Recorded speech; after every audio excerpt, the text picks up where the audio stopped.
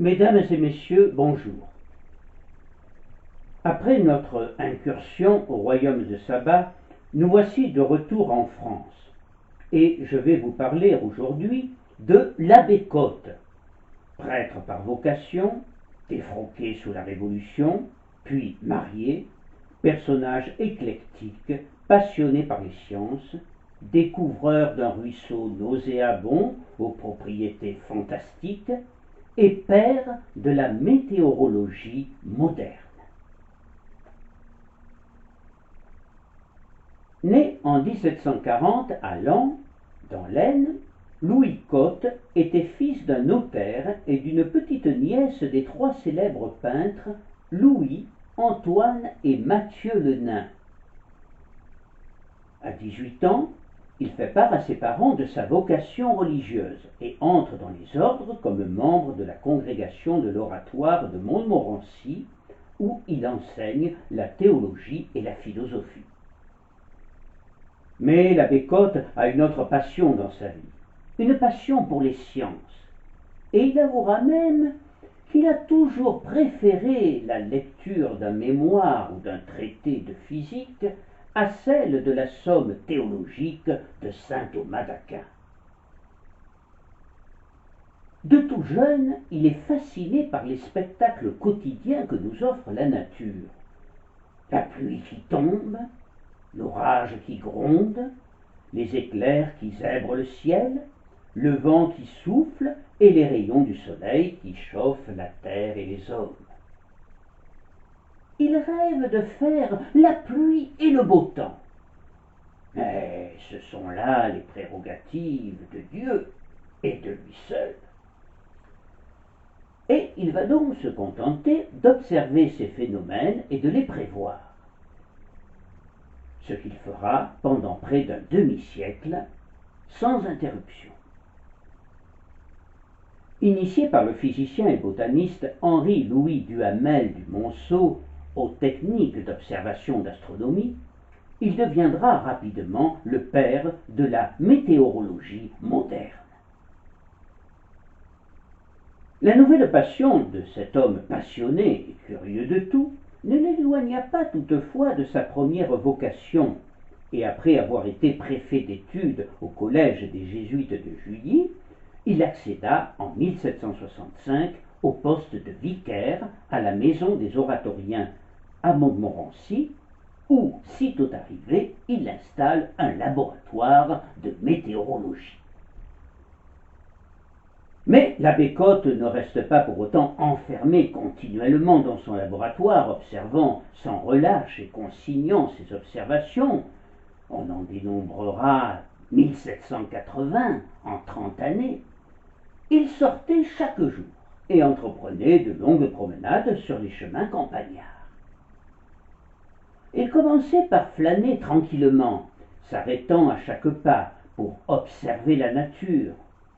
Puis il commençait par accélérer le pas, puis à courir, provoquant l'étonnement des gens qu'il croisait, car on n'était guère habitué à cette époque à se déplacer sur ses jambes au petit trot, et encore moins à toute allure.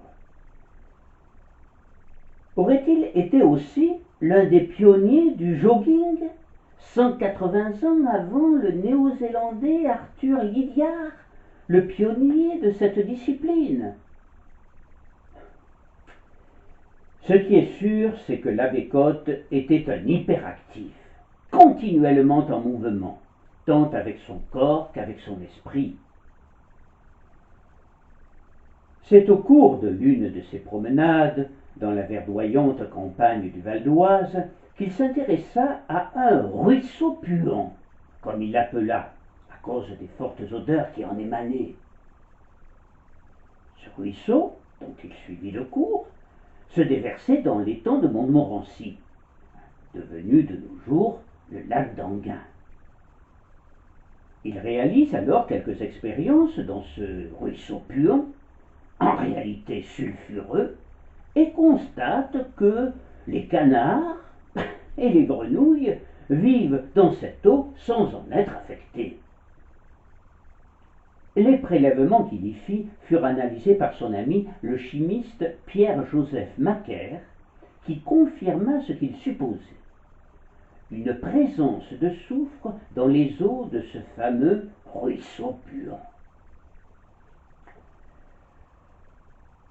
Suite à ces différentes expériences, l'abbé Cotte écrivit un mémoire approuvé par l'Académie en janvier 1767, ce qui lui vaudra d'être nommé correspondant de l'Académie royale des sciences. 2 ans plus tard, le propriétaire des sources d'eau ferrugineuses de Passy, Louis-Guillaume le Vieillard, prit connaissance du mémoire et se fit concéder la concession et l'exploitation de la source. Le premier établissement thermal verra ainsi le jour. On peut donc dire que c'est en fait l'abbé Cotte qui découvrit en 1788 les vertus des eaux thermales sulfureuses d'Enghien-les-Bains, station de réputation mondiale et fréquentée par des puristes venant de la planète entière. L'un des premiers qui en profita et qui doit donc beaucoup à l'abbé Cotte, c'est le roi Louis XVIII, qui fut guéri grâce aux eaux d'Enghien d'un ulcère à la jambe, lorsqu'il n'était encore que comte de Provence. En 1780, l'abbé Cotte devient supérieur à l'oratoire de Montmorency, tout en poursuivant ses travaux scientifiques. Il adresse un mémoire à l'Académie de médecine sur la topographie médicale en 1784, qui lui vaut une médaille d'or et des félicitations. Il commence à publier alors de nombreux ouvrages, dont un traité d'histoire naturelle, des cours d'astronomie, de physique et de météorologie. Il finira par entrer à la Société royale de médecine et sera correspondant pour la France de la Société météorologique palatine, premier réseau météorologique européen. C'est aussi en 1784 qu'il est nommé chanoine de la cathédrale de Laon, ce magnifique édifice moyenâgeux dont la superbe parure de dentelle semble défier le temps.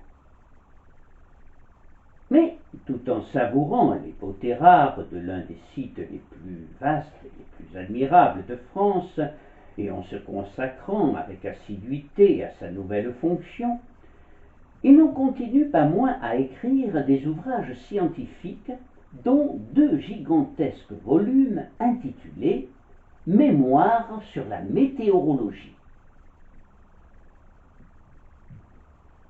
L'année 1789 sera une année capitale dans la vie de l'abbé Cotte, mais aussi dans celle de la France. Ce fut, pour notre pays, celle de la disette, après la saison sèche précédente, puis celle de la Révolution, et pour l'abbé Cotte, celle de la dissolution de l'évêché de Laon et donc du chapitre. Il revient alors à Montmorency et rédige des leçons élémentaires d'agriculture à l'usage des enfants, puis un catéchisme à celui des habitants de la campagne sur les dangers auxquels leur santé et leur vie sont exposés.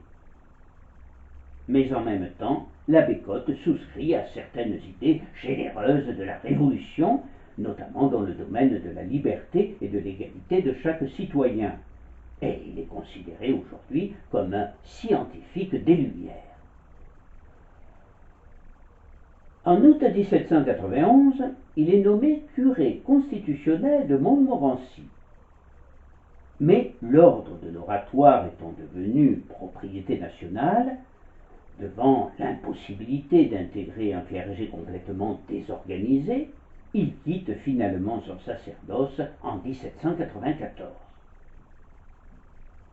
Cette année-là aussi, des événements d'ordre climatique apparaissent avec un hiver très rigoureux dans toute l'Europe qui l'interpelle et qu'il s'efforce de comprendre. Enfin, alors qu'il est rendu à la vie civile, il découvre l'amour avec un grand A pour Madeleine Marotte, la fille d'un conseiller du Châtelet qui passait régulièrement ses vacances à Montmorency avec ses parents. Il a alors 54 ans, mais en paraît 10 de moins. Madeleine est beaucoup plus jeune que lui, mais elle lui est très attachée. Ce n'est pas sans émotion qu'il se souvient que lors de courts moments d'égarement, il l'a bécotée affectueusement dans les bosquets sur les berges du lac de Montmorency. Madeleine et Louis envisagent alors sérieusement le mariage, même si M. Marotte, le père, n'est guère enchanté par la perspective de voir sa fille épouser un prêtre défroqué et de surcroît sans situation. C'est alors que Pierre d'Aunoux, un ami de Louis, ancien oratorien comme lui et passionné également pour l'astronomie, lui trouve un poste de bibliothécaire à Paris, à la bibliothèque Sainte-Geneviève. Quelques mois plus tard, l'ex-abbé Cotte deviendra conservateur de cette bibliothèque, connue alors sous le nom de Bibliothèque du Panthéon. Puis, il épousera finalement Madeleine à Argenteuil dans la plus grande discrétion, et le couple s'installera à Paris.